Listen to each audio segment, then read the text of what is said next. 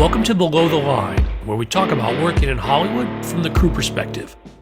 My name is Skid. I'm a former assistant director and your host. Quiet on the set. Today, we're talking about Everything's Trash, the Brooklyn-based sitcom starring Phoebe Robinson as a podcaster facing adulthood. The show recently concluded its first season on Freeform, and all 10 episodes are streaming on Hulu. I've got two guests today. First, production designer Joshua Peterson. Joshua, welcome to Below the Line. Hey, Skid. How are you? I'm doing well. Glad you could join us. Happy to be here. Also joining us is director of photography, Adam McDaid. Adam, welcome. Hey, Skid. How are you? Thanks for having me. This is going to be a lot of fun, guys. I think it's the first time we've had a production designer and a cinematographer talking about their work together, so I'm interested to see where we go. First, a warning for listeners, today's conversation may contain spoilers for the show. So guys, speaking of the show, start us out with describing the premise. Everything's Trash is like a sort of late blooming coming of age tale in Brooklyn. A broke young woman trying to figure out her life, dealing with the chaos of her life juxtaposed against her brother, who's kind of coming up as a young politician. And so there's this sort of theme of like, you got to get your act together because it's not just you who's center stage now. Joshua, following up on what we said before about it being Brooklyn-based, as I understand, the pilot was shot in L.A. Tell me more about the decision to move the show east. You know, if you're basing a show in Brooklyn, you got to kind of shoot there. There's nowhere else like it, and faking it somewhere else is a sort of production tool, I would say, for saving money, but I don't necessarily think that that's going to give you the exact look that you want. No shade on Vancouver and, you know, our IA brothers around the world that fake out New York all the time. But, you know, I think that's just kind of the long and the short of it. Brooklyn's a character. Brooklyn's a character in this show. That was really up front when I first interviewed for the job. That was one of our very first talking points and very first conversation. So we wanted everything to be very authentic and real, despite the fact that we're still shooting on sound stages. We're still constructing a lot of sets, but to be able to go outside and get the exterior environment, I think is really important. Well, Joshua, before we bump over to Adam, give me a little bit of sense of your role as a production designer and why these decisions about Brooklyn are important. I'm essentially designing the look and feel of any sort of cinematic production, capturing the tone and the life of the characters within like the visual framework, creating with Adam a visual grammar. And that includes sets, construction, you know, the skin and the bones, the paint on the walls, wallpaper, textures, and decoration, and advising on props, and just the overall color palette. So that's kind of, you know, when I hear like we want to make Brooklyn a character, I'm excited by that because I walk around here every day and see layered textures and the character of the city, and being able to reflect that is, you know, part of my job. It's something that I get a lot of joy from. Joshua, we're going to dive deeper into what you did with Everything's Trash, but I want to bounce over to you, Adam. Talk to me about your role as director of photography and how you got involved in this project. Yeah, so I got the call from my agent, Sonia Costa, who also works with Joshua, and you know, told me about the project, and I read the script, and you know, and I loved it. I loved the character and of Phoebe Hill, who was like an exaggerated version of Phoebe Robinson. You know, and for me, you know, when I read a script, it's, you know, I hope to see it, and you know, as I read it, like, you know, visually in my mind's eye, and hopefully feel something emotional when I read it, because that's important for me in terms of the way I like to work with lighting. And kind of what Josh was talking about, you know, Brooklyn was definitely to be a character, and that's what I pitched, you know, when I put together a lookbook for my interview. You know, I in that deck, like I only used my street photography. I rarely leave my apartment without a camera, and you know, I find Brooklyn to be inspiring, and it was just really, I think, lucky for Josh and I to, you know, create a visual world of the place we live, you know? So I don't know, I think we, you know, brought that experience and like, you know, the weird light and texture and energy of Brooklyn to the show, hopefully. And of course, podcasters are very hot right now as well. And so for both of you, it's an opportunity to sort of catch this trend of popularity around this art form as well. Glad to. We're talking to the hottest one. Glad to have you guys on board. As listeners know, one of the themes of this show is talking about how filmmaking is a collaborative art. But I want to speak specifically to how it worked for both of you on Everything's Trash. Well, I mean, it started with, Joshua and I just shared our lookbooks that we created, what we pitched, when we were trying to get hired. And it was like a very pleasant surprise for me that we were very much on the same page from the get-go. We had a lot of similar ideas in terms of quality of light and, just the general like feel and tone. And, even though we're making a comedy, like we wanted it to be cinematic, we wanted it to be emotional, we wanted it to be interesting, we wanted it to be different, so I think that's where it sort of began, that we were just sort of we shared our preliminary, creative ideas.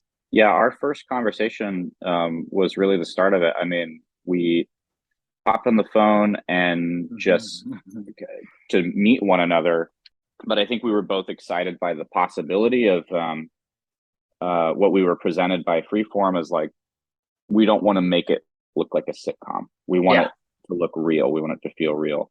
And then in our early discussion, this all happened on like the same day, but I think our tandem, like earliest conversations that we had with our producing director, Chioke Nasor, who directed a majority of the episodes, we had like just a few sort of key buzzwords and references to move off of, but they were all things that when we were talking to each other just immediately fell into place as like, oh man, we could talk about this show for hours and never get anything done. But it was exciting. It was exciting to just like click right away and know that we were like, it's like it's you don't always know. It's scary working with somebody new for the first time. It's taking on a show like this that has somewhere in the ballpark of like a $40 million budget. It's like who we don't know yet what, so it's all excitement at the beginning, so you don't know what the pains are going to be or whatever, but it was great, and I think that carried through the whole time. I mean, we were both just we started a mutual admiration society.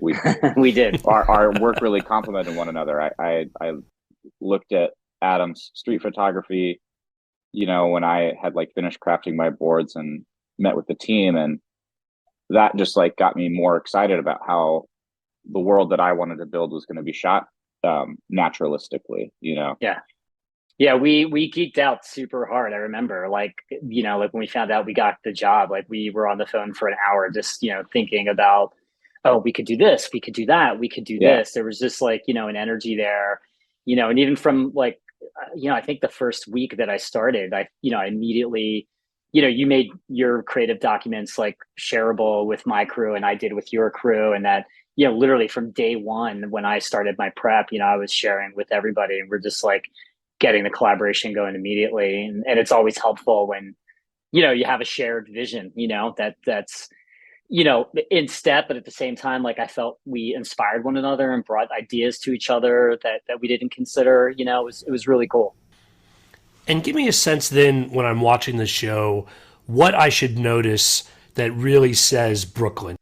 I mean, I think one very simple one, and actually this wasn't a set, this was on location. The very first scene where where Phoebe's in the drugstore getting the Plan B pill, and she goes out front to talk to Jaden, her brother, which is his introduction to on the show. And for me, it was like mixed lighting. It was like the weird, crazy color temperatures of light that you'll just see in Brooklyn, that are totally random at times and anomalous and weird and beautiful. So we had this weird sodium vapor, and she was getting this weird green key light from like neon in the windows, and we had some red light from like the pharmacy sign.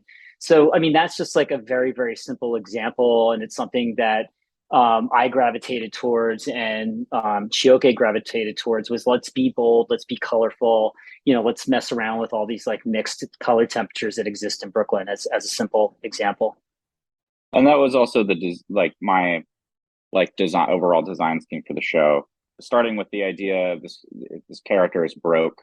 The idea that a broke person is like not expressive is kind of a overdone crime in cinema, I would say. And so for like picking colors for the house and like doing those, I mean, I threw out some of the conventional thought processes that I have, which is that if somebody doesn't have means, they won't paint their apartment because they're worried about their security deposit. But in the case of Phoebe, that's like not the case, you know, and I think that that is more of a show of that, to have a very colorful apartment. And also that's like still at the end of the day what a network's going to want to see. They're not going to want to have, they don't want it to be too indie, you know.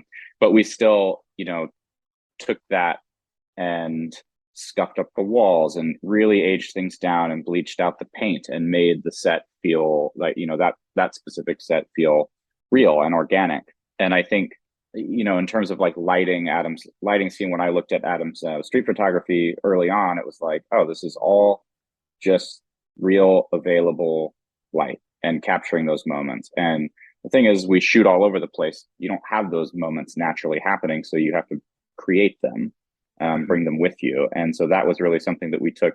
Interior and exterior was really about bringing all that stuff in. So I would say the biggest example of that collaboration for us is our bar set. Yeah, the bar for sure. Just because that's where you can do that. You can get away with something like that. Let's dive deeper into the setup of that bar set, because for folks who haven't watched the show yet, which, by the way, you should go watch it, it's very interesting designed, where you've got multiple areas to stage action that you can see the other areas from wherever you're shooting, but also I noticed in several episodes it allows you to have sort of a separate action or conversation as well. There's the bar, there's a seating area, there's a pool table. Yeah, both of you talked to me more about setting that up. And then one other thing I'll add, just when there's opportunity, there might be a general sense that, Joshua, you do your work as the production designer and walk away, and then Adam comes in with the camera team and the lighting team, and they're going to do their work after you're gone. But from the collaborative aspects, tell me where that's true and where that's not true. I don't really find that to be true until they're actually shooting. I am there until the last possible second, and sometimes even way later to make changes. And so when I'm designing these sets, I mean, I'm talking to Adam about like, how much money is the production giving you for your lighting package? How can I help you in that regard? Because we've figured out a look that we want to achieve. Both of us are experienced filmmakers and know our craft and know how to do those things. And I think we know enough about one another's like our one another sort of like powers within that we can kind of create an interplay that allows us to still create that. You know, this is a very difficult thing to achieve. There's lots of circumstances that are kind of like working against you to create something that's cohesive. It's like the battle of every job. But I think like at the bar, for example, it's like we're looking at references. We're talking about things. I have an idea in my mind of like what this place is. I have an idea of like the type of dive bar that I hang out in. And so I just like took Adam there, you know, afterwards. I'm designing it. And it's because it's like, this is going to make more sense to everybody. It's like these layered textures, you know, it's like the idea with the bar is that this place has been here for a very long time. And all of this stuff has been accumulating over time. It maybe has changed hands a million times, whatever, but that's kind of the plot there. And so that's why you can get away with just having seemingly random shit everywhere. But we had these Tiffany lamps that my decorator Leo brought in, and you know, we knew what we wanted to cast around, what type of light possibilities we wanted. So it's like putting all those in a place where it makes sense visually. It's not like too chaotic for the eye, but just giving us the ability to work with all those different things as we desire. And really, it does come down. I mean, the first day that we shot in that bar, I mean, I was adding lights. They were like walking over from hair and makeup, and I was like making a light out of a piece of sheet metal to like stick on the wall so that Adam could put like a tube up there, but so that it still looked like a lamp, you know, like you know, I'm like peeling tape off of this copper shit and like sticking it up. It was like, you know, we were like literally hanging art and like last lights, like, you know, moments before we shot that set. You know, it was so hectic on the pilot on the first episode. Yeah, but you know, for me, honestly, like I mean, this was again, this you know, this is my first studio show, and you know, I never had resources like this, and I honestly, I mean, I have not worked with a more talented production designer than Joshua, and we had those conversations early, and we had certain film references, and we were discussing things about color, but you know, the thing that was just so fun too was to the Tiffany lamps that you mentioned about Leo, you know, that Leo brought, but you know, that collaboration of like, okay, let's have motivated light sources, like let's use practicals as much as we can, you know, let's mess around with neon, let's mess around with, you know, incandescent, like let's mess around with like crazy colored bulbs.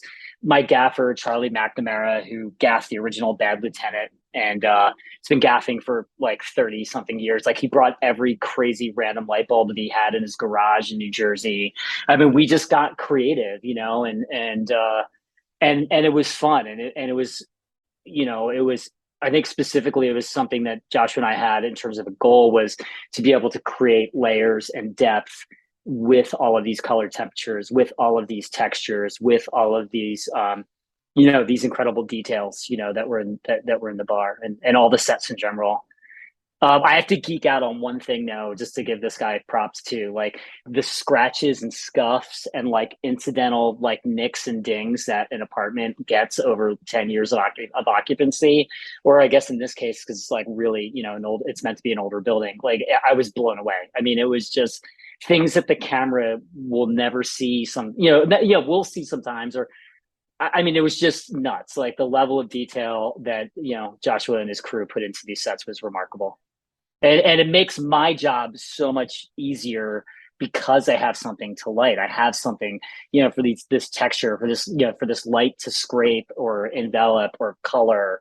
You know, it made my life so much easier just to be able to light these beautiful sets. So going back to the Park Slope apartment, the filming experience in there and how this set helps your job, I'd like you to say a little more.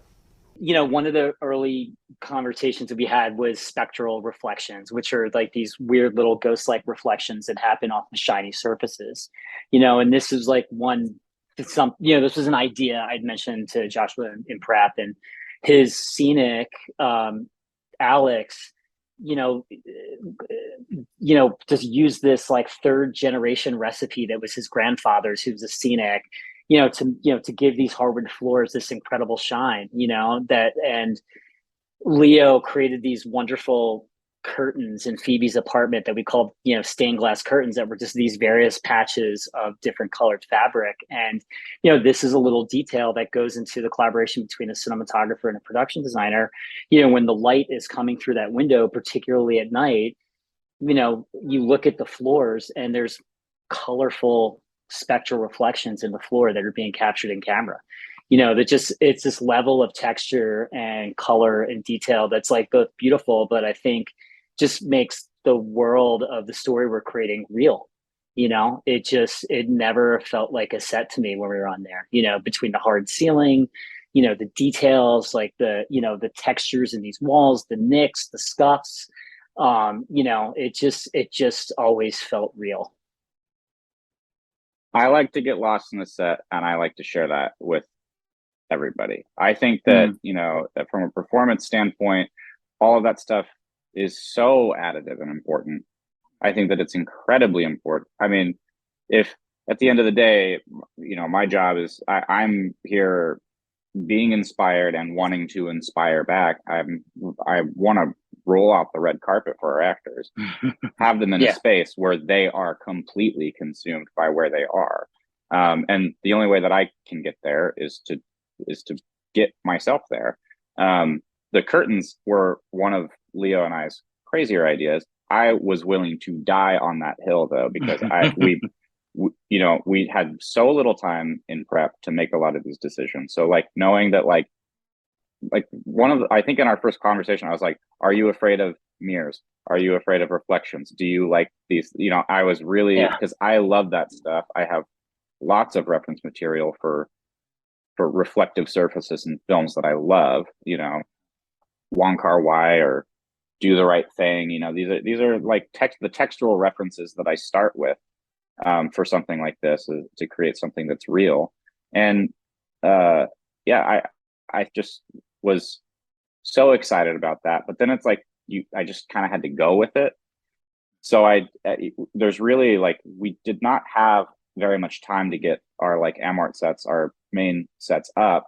And so those things just had to like happen. And so these like curtains were this idea for, creating that look, creating that effect of having color in, bringing a different spectrum of color into what could just be a painted room.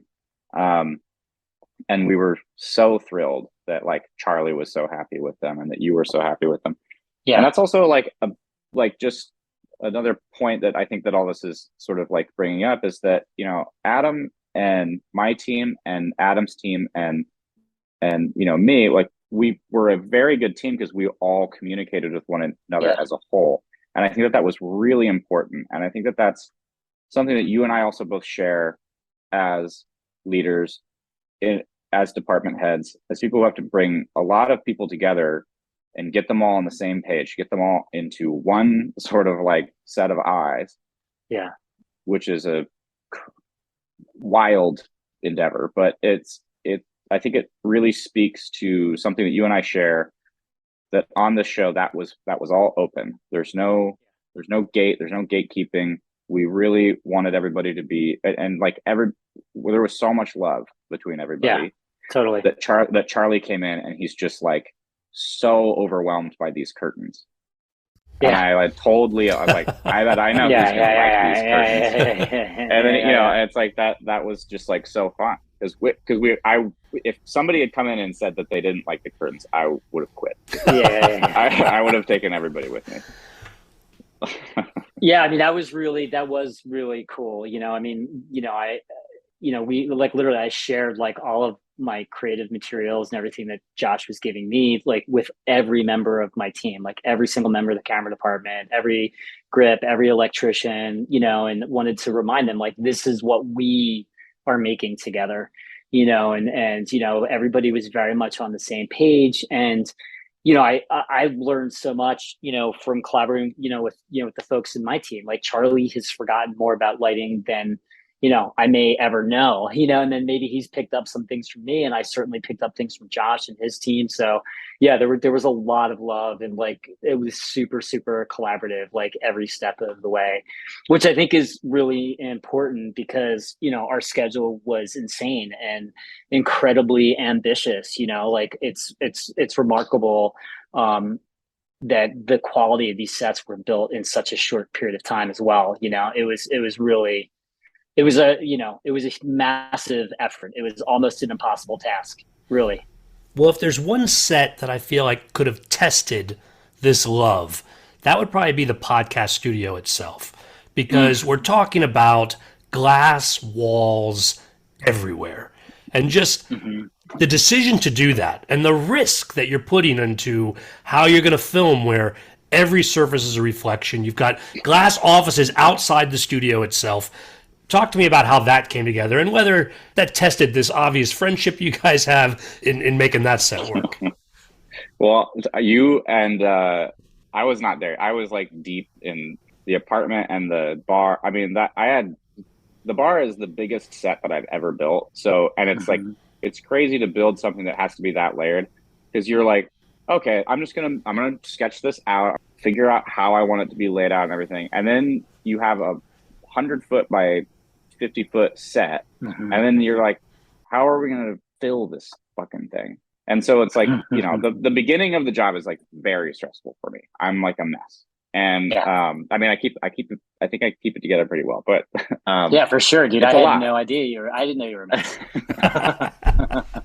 The podcast studio, I'm sketching out ideas. I'm trying to figure out how it's going to work, because it has to match up with the location that we're shooting in for like the bullpen of like the larger office. I'm figuring out what the architectural details are there, how this sort of stitches together with our coverage of how they walk. Like, how do they navigate there? What's our actual like architectural like geography here, or visual geography here? And Adam and Chioke came into my office and they were just like, what about like doing like a circle? And I was just like, are you guys sure? Like, because obviously, like, I love that we are, that Adam is not afraid of reflections and and mirrors and everything like that, as I said before. But that is like these multiple layers. But for me, referentially, what I'm thinking of is like, radio scenes from movies like Private Parts, or something where you do have those like multiple reflections through. You're looking into the box to see somebody at their best. And that's something that like cinematically is very exciting to me. So we put this whole thing together, and this idea of doing circle track around it. I mean, at a certain point, I just would say, I mean, I'm going to build it, and then you guys can figure that part out, because there's only so much that we're going to be able to do, because we couldn't gimbal all those windows. We didn't have, like, if in a perfect world, they would have all gimbaled. We would have constructed it all, but we had to do it. We were running out of money, so we had to find another way. But I think that what it turned into is like great. You have lots of cutting points. Filming it on the circle track, I mean, I think it works really well, and it achieved what I wanted for that, which was to be able to look through the glass at this character at her peak. Yeah, the whole idea of the half circle track around the podcast booth was, just to bring a sort of like certain energy. And Chioke wanted to have two cameras going at the same time, working on zooms, hiding zooms. The design of the vertical metal pieces holding the glass, created cutting points. It was good. It was beautiful design, and definitely there was an intent there in terms of the liveliness. But the photography should reflect, like, I guess, like, the liveliness and how funny and verbal Phoebe's show is, and how of her as a character. And then in terms of the reflections, it wasn't so bad. Like, I just had to figure out that I had to treat the set as a hemisphere, so I had to keep one side of the hemisphere dark and the other side, which is the background, bright. So it still feels lit. One side doesn't feel dark. I'm not lighting up the camera to have it then reflect in the foreground glass. Whatever, it took me a minute to figure out a plan and a strategy, and a lot of black duvetine wrapped around my operators and the dollies and things like that. But, this is filmmaking. You are presented with a creative goal that can sometimes have some problems that need to be solved, So I think it just worked out. I think it worked out beautifully. I think that set looks great. Listeners, if you're hearing us and you've seen the show, close your eyes and you imagine the three of us sitting in that set. Guys, this has been a lot of fun. On that note, we're going to call it a wrap. Great having you both here. All right. Thank you so much for having us, Skid. Appreciate it. Listeners, I always appreciate your feedback. You'll find my contact info on our website, belowtheline.biz. That's B-I-Z. You'll also find past episodes and links to all of our social media, so check it out. Gentlemen, one at a time, tell me where we're going to see your work next. Adam, go first. Nothing yet. I've had 3 interviews for some stuff, so hopefully I'll hear some good news from my agent. So now I'm just keeping myself busy shooting some commercials. Joshua, what's on your plate? I'm currently working on a show for NBC with Broadway Video called Bupkis, starring Pete Davidson. We're going to be shooting that through December, so that's probably spring of next year. Well, gentlemen, whatever you're working on, I hope you come back to talk about it. It's been fun having you here. Thanks so much. Would love to. Thanks again, Sid. Closing credits, thanks to Curtis Five for our music, John Juan for our logo, and to all of our listeners, I appreciate you. Please rate us wherever you get your podcasts and tell your friends. Thanks again from Below the Line.